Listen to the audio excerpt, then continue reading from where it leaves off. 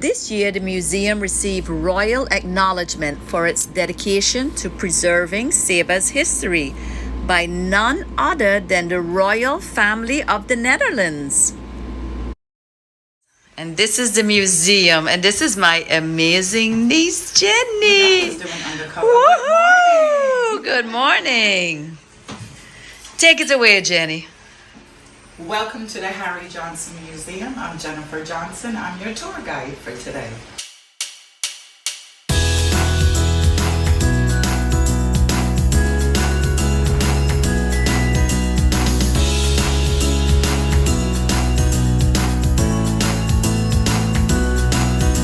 I'm taking my chances along with my dreams. One thing that stands out about Saba is its long maritime history.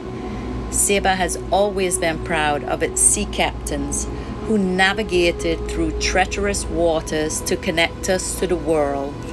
And their legacy lives within these walls of the museum. And the man who started it all, the heart and soul of this museum, was Harry Luke Johnson. This is not only the museum. I tell my guests, welcome. You have now walked into the time capsule. Aww. You're going way back in time.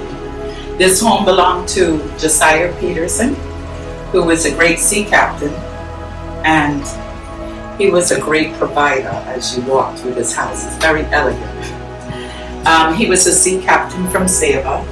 He had a family of 9 that lived here. I'm going to spin around. All right, so I'm going to introduce you. This is Josiah Peterson, the sea captain, and his family that lived here. This home was built since the 1800s. The only thing we have changed is the shingles to galvanize. The woodwork, this was the original, by hand versus machines today. So, yeah. This is Princess Beatrix, one of her first visits to the island. Oh. I was honored to meet Queen Beatrix with my grandmother twice. And Cheryl, Auntie Cheryl. This photograph I donated to the museum. My dad and I found this in the National Geographic. It was published in November 1940. I was never aware that we had a crater in Upper Zion's Hill, which is near to Grandpa Ned's farmland. It's pretty close to Auntie Debbie's property. So today you don't see it because it's kind of like filled in over the time with vegetation. But according to National Geographic, when Saba blew 5,000 years ago, that is one of the craters. The main crater is located in the bottom, which is the capital of Saba. So I'm waiting for a volcanologist to meet because I'd like to have more knowledge on the time frame, because I know it's 5,000 years ago, but how did something with such a depth and a span fill up so quickly? Yeah. So I'd like to look into that. Rebecca Livingston, we honor her in the museum because she was very liberated and strong. She was the one who made it possible to have the organ brought up the Latter-day Steps. Wow. They brought that. And you saw the Latter-day Steps from the ocean? Yeah. I had more time bringing myself just up the hill. Jenny, can I ask you something? Is this the Catholic Church Yes, it is. that's there today? No, that is the first church. Ah, wow. Cool. That was- I never saw this before. Trying to think, I have to check the date on the church house. 1947, this was the first Jeep in history landed at our harbor. Now, normally, this is the fort they quite rough. This sea captain's trying to get back out to the schooner or the ship. The luck of the Irish. Look how calm it is. Yeah. I said, Mom, they're like the Flintstones. Look at them. Yeah. When the ship came, the captain said, I've got the Jeep here, so you figure it out how you're getting it ashore. And they did. Yeah. You know, the Sabins back then they had so much pride, and everything they did was by hand. You know, there was no machines like today We don't have cranes like today. Everything was just mastermind and completed their mission. This is going up the ladder base steps where the organ came up. On this side, this is known as Torrance Point. We swim through the cave. Yeah. And around that bend is called the Wells Bay Beach. That's where we snorkel. Yeah. And on this wall, I found, so February 9th, 1959 is when we officially opened our airport. We had Juancho Edestein and his wife Maruba, our dignitaries here. Our official opening, we had Juancho, Captain Remy de Heron. He was the first pilot from St. Bart's to land on the smallest commercial runway in the world. And I'm very proud to say my daughter works in the tower 11 years. Yeah. Yeah. And he was also the first pilot to land a seaplane in 1947 outside the Fort Bay. And then in here, I'm going to let her go first. And You guys go. that's got me off. So this is the quarters. Josiah Peterson, his wife, yes, very elegant. yes. Yeah. Okay, the beds are really, really high because back then there was no storage. There was no press, no closets. So they had those big wooden trunks off the ships, and they would store everything under the bed. Oh, that makes sense. Back in the days, and to Cheryl's mom and grandma, she had a footstool to climb to get in the bed because they couldn't get in the bed. They were And my mom was short. Yes, both grandmas were very petite short. The Saba lace you see throughout the museum was introduced by Mary Gertrude Hassel. At the age of 12, she went to Caracas, Venezuela.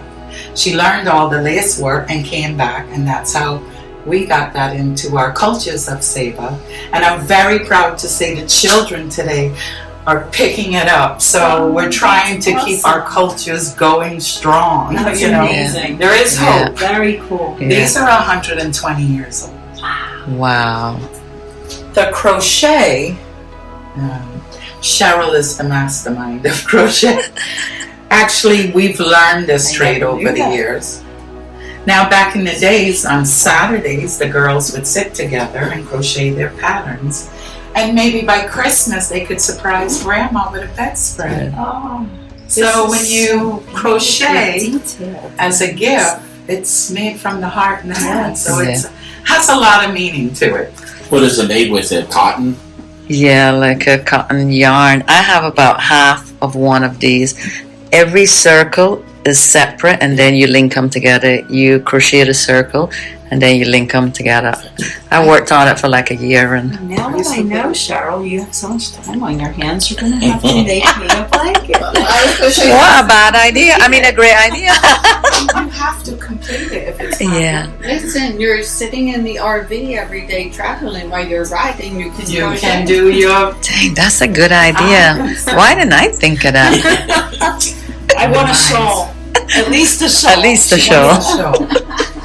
And this is our most intricate piece we have. This is an amazing baptism dress. Was done by Anna Barnes from St. John's. It's 140 years old. Wow. It is the most detailed, intricate piece we've ever known. There was a lady, Diana Maduro, on Saba, who made a replica of this dress and gave it to Queen Beatrix for the grandchildren. Aww. On February 9th, I had King Willem Alexander, Queen Maxima, and for the first time, Princess Amalia. When the Queen turned around, Maxima starts to jump up and down. I have the dress. I said, you kept the dress? Because normally, as the royal family travels throughout the Caribbean, they have a place in Holland, so all their souvenirs is kept, you know. Not this piece. This is hand done from Saba for their grandchildren. So that was how sweet. really sweet. That's a really That's wonderful really story. cool. And they realized it was important, so Yes. Yeah, exactly. very cool. Exactly. There was no bathrooms back in the days when my mom grew up. So we had outhouses. You had a chamber pot which is, this was your toiletry back then. You would bathe with the basin and fresh to go. It was a good way to Religion conserve is a water. very, very strong, how would I say, belief. The belief system in Saba is The Bible. They pray a lot on Saba. I need to look at this. It's marked. So, yeah. And back in the days, when the children went to school, they didn't have buses on Saba. You had to walk to school and walk back to the villages. Oh my gosh. They didn't have pen and paper. This was their notebook. So they used the slates, or chalkboards. And it was so funny because they said when they went home with their slates, and if it rained, their lessons got washed away. The dog ate it. No, Not the American way, the dog ate it. yeah.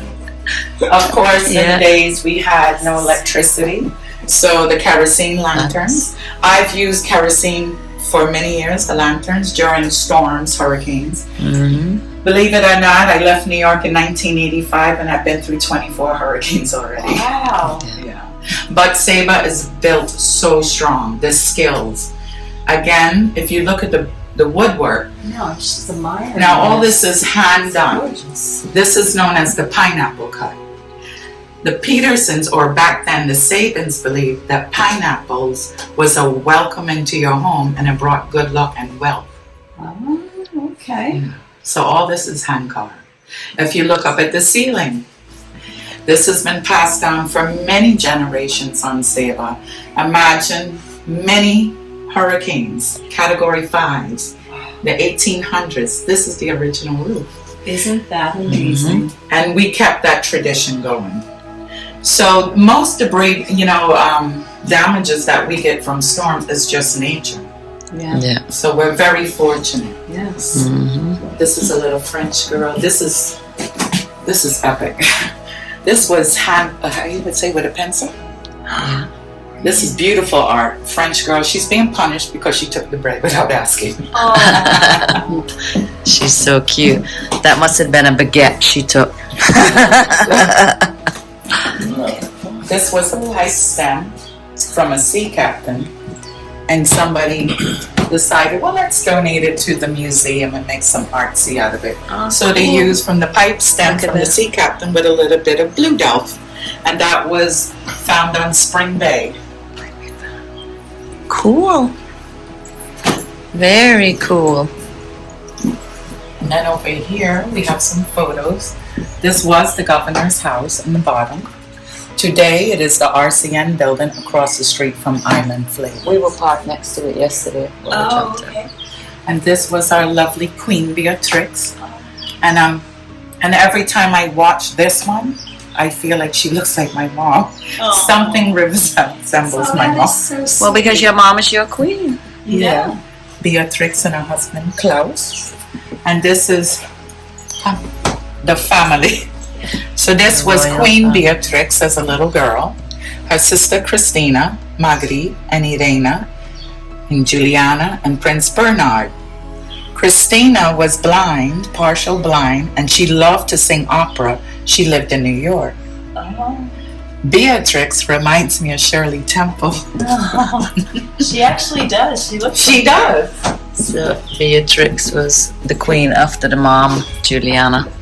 And then here we have a lot of history of the sea history. captains from Saba. Yeah. So we had a maritime school at the bottom. And when that closed, a lot of Sabins went to Bermuda, got their license. So we have family in Bermuda. Because a Sabin, wherever he went, he looked for a wife, a future. So when the school closed after that, they went to Bermuda. And those that remained on Saba, like my grandfather, Cheryl's dad, they built Saba by hand. The roads, everything, the farming. They went fishing. They used to salt their fish. They used to salt their meat. And then there was another set of Sabins who would go to Aruba because they had an oil refinery, Lago Heights. So a lot of Sabins also would live in Aruba, and then every 2 to 3 years they would come back to Saba to provide for their family and then go back. Oh, so they went over there to work Yeah. and then bring. Oh, okay. Yeah. That's very interesting. Here we have some artifacts. We have some blue delf. We have some fragments from a pipe stem, some clay from the Arawak Indians. Most of our stuff is currently in Holland being studied at Leiden University. These are the old instrumental, not the GPS on the That's boats today, navigational. navigational. We have the sextant, the rain gauge, we call it the weather The barometer. barometer. Thank you. Commodore Simmons was one of our finest. He was related to Grandma Grace. He was the first captain to captain a McCormick cruise ships from Saba. He looks like Charles. And we're staying Cheryl. in his room down there. Our room is the Simmons room. Really? Yeah. He looks So, like Charles. That's funny. Isn't that funny? A small world. But yeah, that's funny. When we checked in the room, I'm like, oh my gosh, we get to stay in my mom's family room. Oh, isn't that That's very cool. sweet? This is a coffee grinder. We had coffee. We had actually coffee plantations Oh, really? in the 1900s. We had cotton fields, sugar cane, besides all the other Mm-hmm. vegetables. The phone, this was our first telephone on Saba. Glenn Holmes was our first operator. Radio. Now this was to measure. Oh, that looks heavy. My goodness. Holy mackerel, I almost Is dropped it for it. depth? For water depth? To see the How many measure. feet and That's a nice, How that's a deep nice the water weight. was. Yeah. They would tie the rope And they then count it. they counted it. Wow. Yeah, got Do you it. want to It hold is it really heavy. No, I'm good. Okay. It's good. It is heavy. It is heavy. Very. Strong Very savings. cool. Yeah. They will do Oh, really my knots gosh. or something They like that. have to be hold it strong. down. There's no way they wouldn't have survived. But remember, Sabans were also very healthy, more healthier than today, Yeah, because we didn't have any produce coming into the island. Right. Everything was self-sufficient Lived and off the land. homegrown. Yeah. Your fish, your meat, there was no chemicals. They never ate, they didn't know anything about refrigerated food coming to the island. So Yeah. they lived a healthier and longer. And the kids had to walk 10 miles up and Yeah. go and back for Yeah. for the school. Physically had to do Yeah. from walking You lived to off the walking. land and you didn't have a car. Yeah. Very cool. So Peter Johnson, we met him last night. He just did a 10-month trip to East Asia.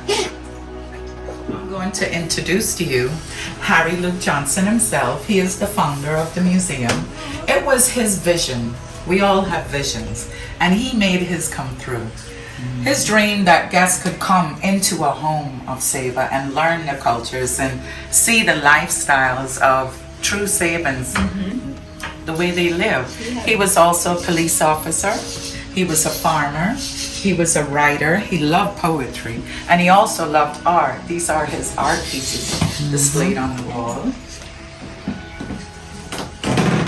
Now the Petersons, again, they lived a very humble life, because when I stand in this home today and realize how large it is versus Grandma's house was very small.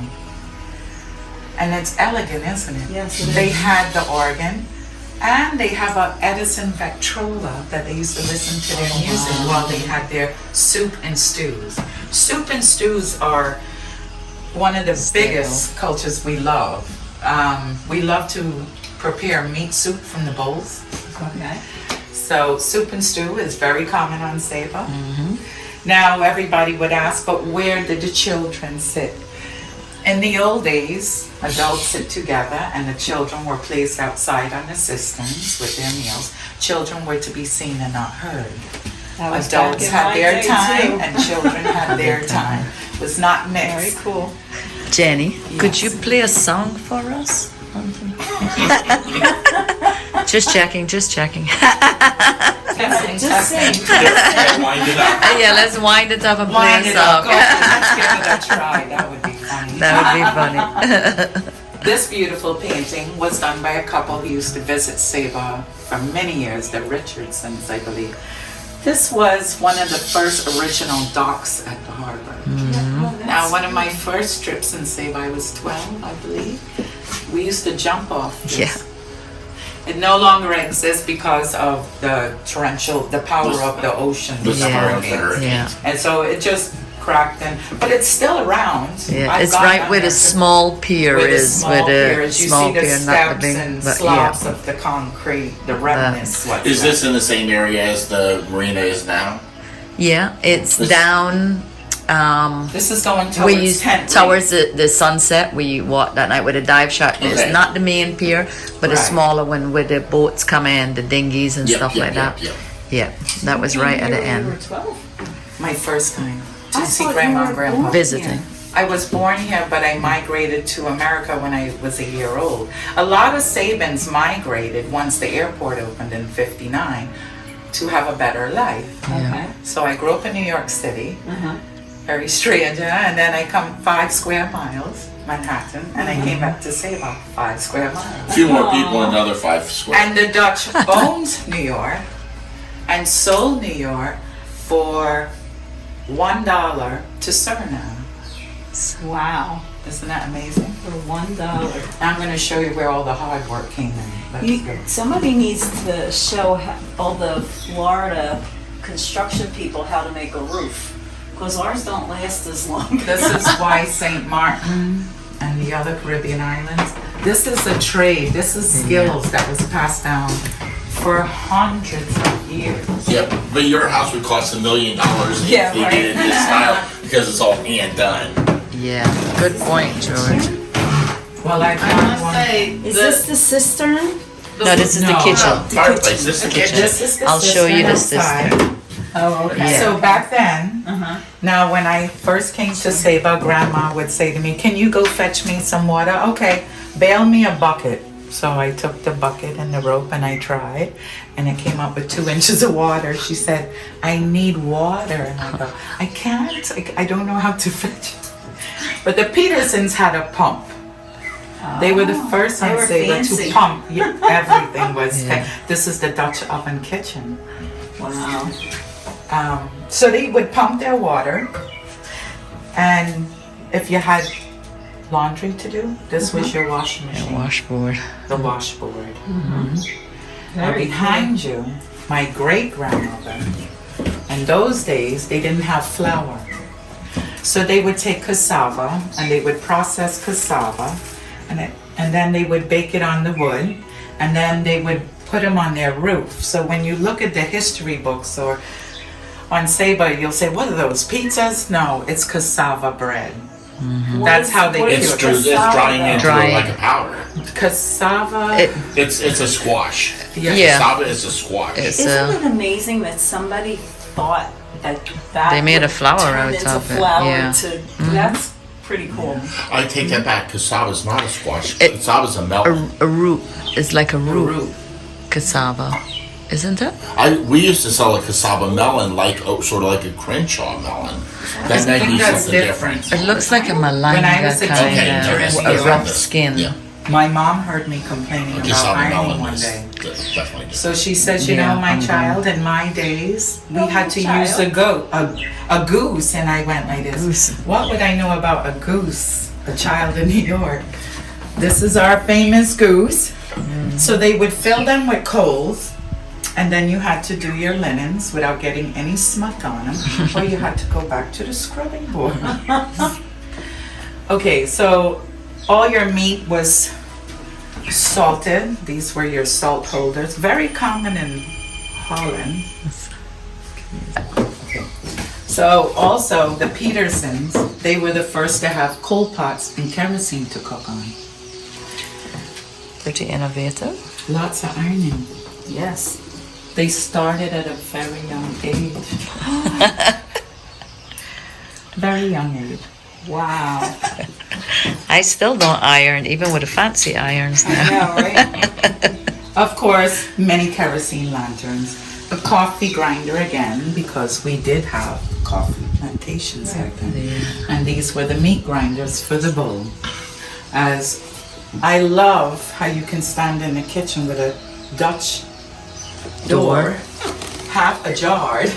And I guess, yeah, you have the great breeze coming in, the flow while they're cooking. And it's like, oh yeah, there's a goat. Yeah, we got dinner. Is there wild hogs on the island? No. No? I'm surprised they didn't bring hogs in. It would have been a good Revisit. idea because people keep pigs for meat. We have a lot we have some pigs. Locals do keep pigs on Saba. But none wild. For fresh pork. Right. And we used to do raise have pigs myself. amazing, healthy bulls. Yeah. That's in Upper Hell's Gate. All And they actually have a grass-fed. competition on Saba.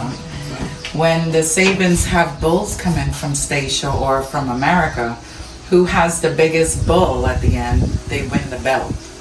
Oh. This is some sulfur from the sulfur mine.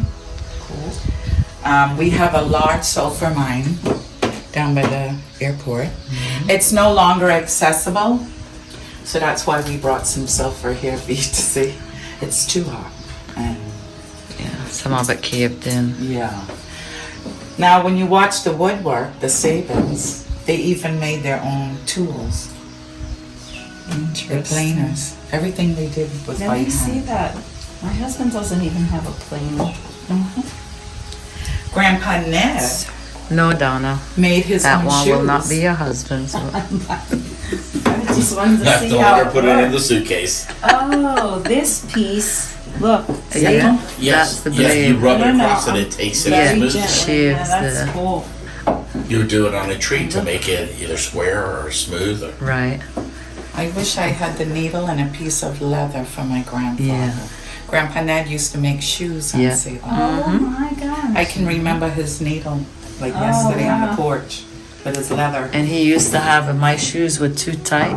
This was a lass, he'd call it. He'd put my shoes on to stretch them. Oh wow. as you Okay, so I'm grow. bringing this home.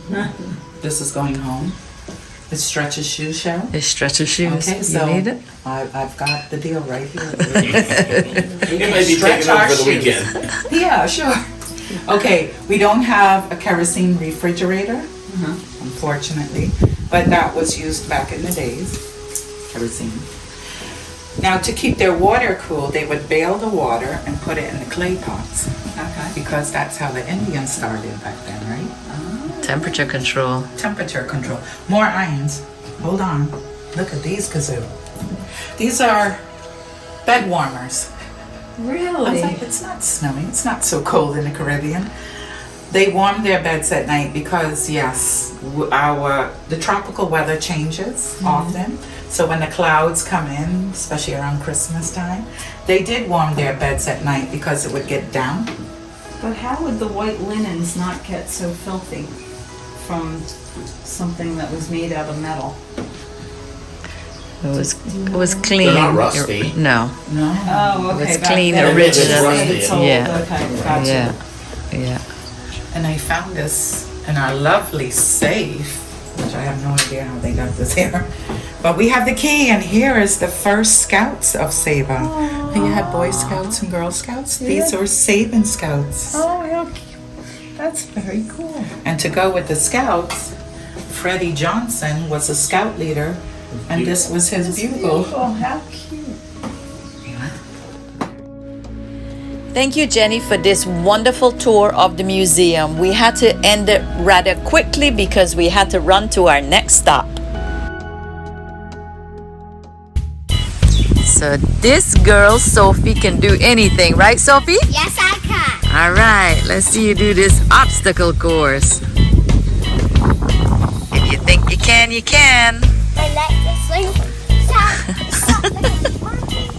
I'm part monkey, part Tarzan. Part Tarzan. Go, Sophie, go. That's like a part of mine. A fearless little adventurer. Fearless? I don't know about that. She knows that she can do anything that she puts her mind to. Right, Sophie? And I can.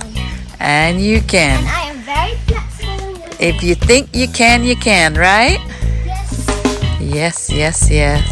Woohoo! Good job.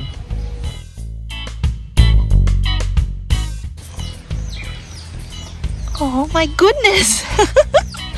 Aren't you a friendly Easter bunny? You are so cute!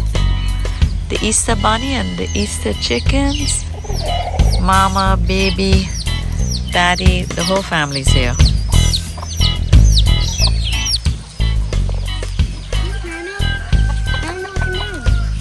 Hi there. Hi there, Mr. Easter Bunny. Hello. Hey, Mama. Aww. You don't need to run away. Look at majestic Mount scenery at sunset. We can't see the sunset, but the colors are reflecting up on the mountain and the clouds going by. Oh my goodness. Just